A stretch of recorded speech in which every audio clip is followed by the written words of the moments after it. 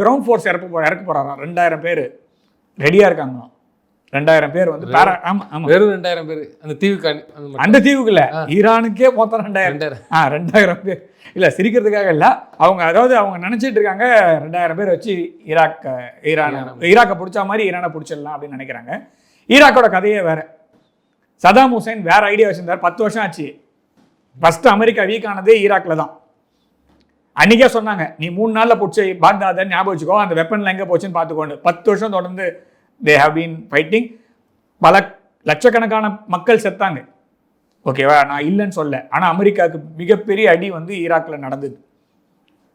அதை வந்து எப்படியா அட்ஜஸ்ட் பண்ணலான்றதுக்காக தான் மற்ற இடத்துலலாம் அவங்க எக்ஸ்பேண்ட் பண்ணாங்களே தவிர, அமெரிக்காவுக்கு மிகப்பெரிய பின்னடைவை சந்தித்தது சிரியாலையும் சரி ஈராக்லையும் சரி ஆல்ரெடி பின்னடைவை சந்திச்சுட்டாங்க. ஸோ ஈரான் வந்து கடைசி ஆணியாக இருக்கும் அப்படின்றது தான் எல்லாருடைய கணக்கும். ஈரானுக்குள்ளே அவங்க கிரவுண்ட் இன்வேஷன் இறக்கிட்டாங்கன்னா அதோட சொல்ல வேண்டியவங்களுக்கு சொல்லி அமைச்சிடலாம்.